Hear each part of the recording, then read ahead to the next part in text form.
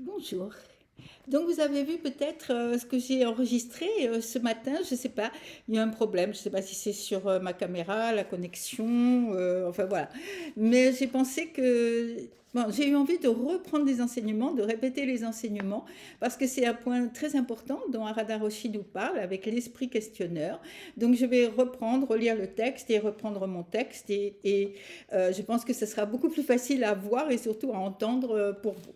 Donc voici le texte de Harada Roshi qui s'appelle Être un avec son esprit questionneur.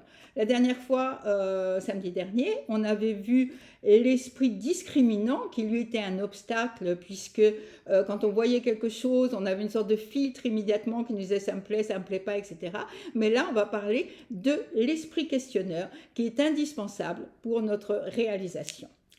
J'aimerais vous parler de Gensha, un moine qui pratiquait sous l'égide de Seppo et du moyen par lequel il a atteint l'illumination. Très longtemps, Gensha a suivi Seppo. Mais, pensant qu'il ne pouvait pas compléter sa formation auprès de ce maître, ou en d'autres termes, qu'il ne pourrait pas connaître son vrai soi, il décida qu'il devait changer de maître. Il quitta le monastère dans la nuit, et comme il faisait toujours nuit au moment où il descendait la montagne, il heurta son orteil à un rocher, s'arrachant ainsi l'ongle.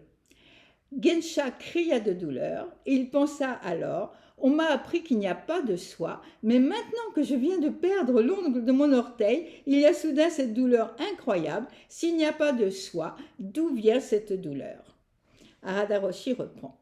Je pense que l'on enseigne souvent le zen aux pratiquants en leur disant de ne pas penser, qu'il n'est pas bon de penser. Mais là n'est pas la question. En pensant d'où vient cette douleur, Gensha avait pu s'oublier. Comme je l'ai dit l'autre jour, si vous pouvez vivre votre vie en étant toujours un avec votre esprit questionneur, cet esprit disparaîtra complètement lorsque la circonstance appropriée se présentera. Donc il n'était plus question pour Gensha de changer de maître, il retourna vers Seppo, il lui raconta ce qui s'était passé et ajouta qu'il ne lui était plus nécessaire d'aller ailleurs. Finalement, Seppo certifia sa réalisation. De la même manière que nous pratiquions ou non zazen, si nous vivons notre vie en ne faisant qu'un avec notre esprit questionneur ou en laissant les choses telles qu'elles sont, sans interférer, il nous est possible de clarifier notre vrai soi lorsque nous rencontrons la condition qui mène à notre libération. L'âge, le sexe, la religion, la durée de la pratique de zazen ne sont pas déterminants. J'aimerais que vous réfléchissiez un peu à ce qui est primordial dans votre vie, au but que vous vous êtes fixé. Ne donnez pas l'excuse que vous n'avez pas le temps de pratiquer zazen ou que croyant à une autre religion, vous ne pouvez pas écouter ce que je vous dis. J'aimerais que vous essayiez d'intégrer zazen dans votre vie. Donc, ces mots, l'esprit questionneur, je pense que ça nous interpelle, mais attention parce que le contresens est facile. Donc, l'histoire. Gensha se sent bloqué dans sa pratique et il décide de changer de maître. Mais en fait, le problème, ce n'est pas le maître, c'est lui-même qui s'est bloqué lui-même parce qu'il s'est accroché à une idée, le soi, et il n'y a pas de soi. Et puis, il n'en bouge plus. Il arrête de questionner cette idée. Et c'est ça ce qu'il faut bien comprendre. Parce que quand on lit Esprit questionneur, alors je pense surtout pour des Français, ça paraît très bien, ça pose pas de problème de questionner tout et n'importe quoi, le mode d'emploi, la recette de cuisine, ce qu'on nous dit, etc. Mais en fait, ce dont on parle ici, ce dont parle Harada Roshi ici, c'est de questionner soi-même. C'est de questionner ses propres idées, ses propres blocages. C'est-à-dire là où on a créé une idée, un concept. En fait, c'est de questionner son propre esprit. Gensha a pensé le vrai soi qui existe ou qui n'existe pas. Alors il le cherche, mais il ne s'interroge pas sur sa représentation de ce soi avec un grand S. Vous savez, il y a une question très classique que disent les maîtres aux disciples qui arrivent. Ils leur demandent: êtes-vous ici pour vous débarrasser de l'illusion ou êtes-vous ici pour chercher la vérité? Alors ça, c'est traître, parce que pauvres disciples, quelle que soit votre réponse, elle sera fausse. Parce que quelle que soit votre réponse, vous aurez défini et donc en quelque sorte solidifié les termes illusion ou vérité. Donc soit vous allez chercher ce qui est la création de votre esprit, la vérité, soit vous allez essayer d'ôter ce qui est aussi la création de votre esprit, l'illusion. Donc, c'est pas que les deux, d'une certaine façon, n'existent pas, mais c'est que vous les avez remplis, en quelque sorte, avec vos propres idées, vos propres constructions mentales. Donc, je reviens à la question de Gensha, pardon. Qu'est-ce que c'est que le vrai soi et quel est le rapport avec le quotidien au moment où il se fait mal comme ça? Et passer par le corps, c'est un grand classique du zen. Vous savez, il y a une autre histoire qui est un petit peu semblable à celle de Gensha. Il y a le jeune disciple qui vient tout content près de son maître et qui lui dit « j'ai tout compris, ça y est, tout est vide, tout est vacuité, voilà ». Et le maître prend un caillou et lui lâche sur le pied. Encore les pieds dans le zen, il lui lâche sur le pied. Et le disciple s'aperçoit que les phénomènes, ça existe. Et là, Gensha, quand il se fait mal, ça le fait se questionner lui-même. Qu'est-ce que c'est que ce vrai soi si...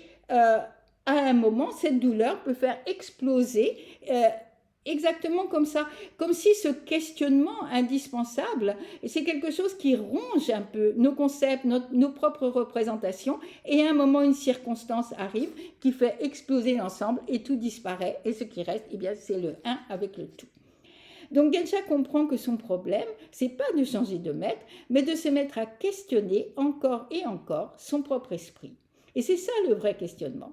Et bon, c'est amusant, mais pas tellement. J'ai entendu souvent, vous savez, dans le Zen Rinzai, on dit que le premier pas, c'est le grand doute. Et j'ai entendu beaucoup de personnes qui pensaient que ce dont il fallait douter, c'était des enseignements du Bouddha. Mais pas du tout. Le grand doute, c'est de douter de vous-même, de votre esprit, de votre compréhension du monde, de tout ce que vous avez construit, en fait, de ce qu'on appelle moi. Ça, c'est le doute. Et le questionnement qui va faire qu'à un moment, il y aura une unité lorsque tout aura, en quelque sorte, oui, je ne sais pas pourquoi j'ai ce mot qui me vient, tout aura explosé, tout aura disparu. Arada Roshi dit, si vous êtes toujours un avec votre esprit questionneur, cet esprit disparaît. Il disparaît, non pas que vous ayez à le faire disparaître, mais c'est ce qu'on avait vu l'autre jour, corps et esprit abandonnés naturellement. Lorsque la circonstance appropriée se présente, c'est-à-dire que vous aurez déjà mâché en quelque sorte, remâché votre questionnement, vous aurez complètement mis en doute votre esprit et à ce moment-là, il y a cette rencontre avec la circonstance et tout disparaît. À ce moment-là, vous êtes unifié avec vous-même à l'intérieur et avec l'extérieur. En vous abandonnant aux 6 fonctions de vos sens telles qu'elles sont, il se peut que vous découvriez que vous êtes un avec toute chose, nous a dit Arada Roshi. C'est pas que ce questionnement, attention, disparaîtra parce que vous aurez une réponse. Au contraire, vous n'aurez plus de réponse, vous n'aurez plus d'idées sur le soi ou les autres concepts, l'éveil, le samadhi, l'illusion, que sais-je. La seule réponse, c'est la disparition de cet esprit questionneur. Mais attention, là, il y a presque un paradoxe, justement. C'est que vous ne pouvez pas décider de passer par-dessus et de ne rien penser. Ce n'est pas se dire, alors si l'esprit questionneur va disparaître, peut-être que j'en ai pas besoin dès le départ. C'est pas ça. C'est que ce questionnement est en fait un passage obligé, un passage indispensable pour la réalisation. Réaliser que tout était là, déjà, sous notre nez et qu'en fait on se réalise soi-même dans toutes nos dimensions de libération. Maître Dogen est très clair sur ce point. Bon, quelquefois ce n'est pas toujours très clair, en tout cas pour moi, Maître Dogen, mais il dit, ce n'est pas comme le suggérait le maître plus haut qu'il s'agit de rejeter l'esprit qui pense pour chercher, mais chercher où la vérité. Dans le chapitre du Shobogenzo, Esprit d'éveil, Maître Dogen dit, c'est toujours l'esprit qui pense, cita, qui est utilisé pour faire naître l'esprit d'éveil. Faire naître l'esprit d'éveil, pour Maître Dogen, c'est l'éveil lui-même. Donc c'est toujours l'esprit qui pense. Seul cet esprit peut générer l'esprit d'illumination, ou le vrai soi, etc.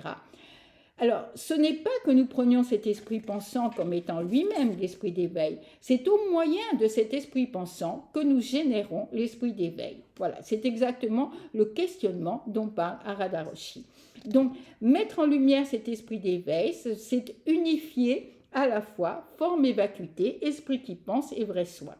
Donc, on revient toujours à la même idée. On n'a pas besoin de se débarrasser de quelque chose. On n'a pas besoin d'aller chercher, tirer quelque chose.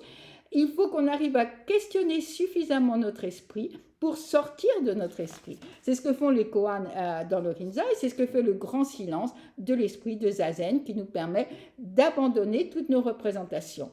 Donc le problème, ce n'est pas l'esprit qui pense, le problème, c'est en amont les représentations auxquelles nous nous accrochons. Et là, je me suis dit, ben oui, mais quelquefois, le zen, et par exemple, dans le livre L'essence du zen de Harada Roshi, il nous parle sans arrêt du vrai soi.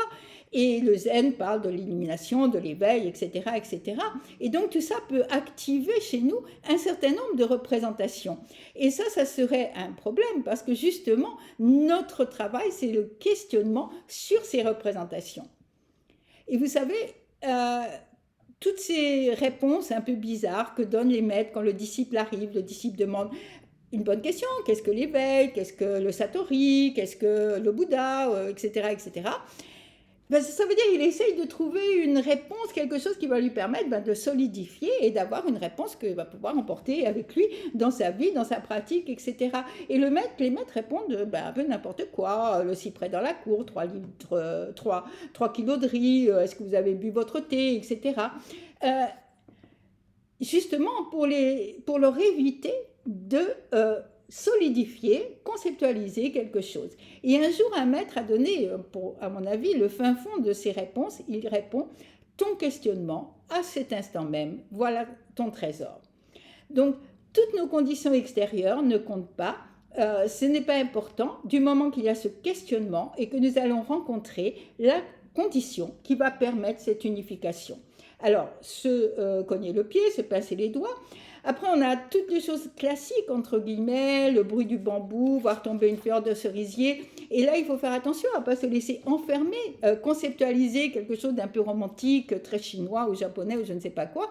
Parce qu'aujourd'hui, entendre sonner le smartphone de son voisin dans le train ou entendre le crissement des freins sur une route, tout simplement manquer se faire renverser par un vélo ou par une trottinette, tout ça sont des circonstances favorables. Si on a suffisamment je ne sais pas comment dire, manger un petit peu comme la rouille qui va manger un tuyau, vous voyez, si on a suffisamment questionné, si notre questionnement a suffisamment mangé nos concepts, alors tout ça peut être des occasions pour faire disparaître cet esprit qui pense le vrai soi, tout faire disparaître et se retrouver en unité. À ce moment-là, nous pouvons laisser les choses telles qu'elles sont. Et en fait, donc il faut questionner. Pour arrêter de questionner, il faut interférer avec notre propre esprit pour arrêter d'interférer avec les choses et laisser les choses être telles qu'elles sont. Et Gensha, donc ce disciple qui se cogne horriblement l'orteil dans un rocher et qui met en route en fait ce questionnement, il devient un maître très célèbre. Il apparaît dans de nombreux dialogues, dans tous les recueils de Koan, etc. Et il est très célèbre pour une phrase qui me semble bien résumer ce dont on a parlé aujourd'hui. Il dit « Le sommet de la montagne est exactement là où je suis ». Merci beaucoup.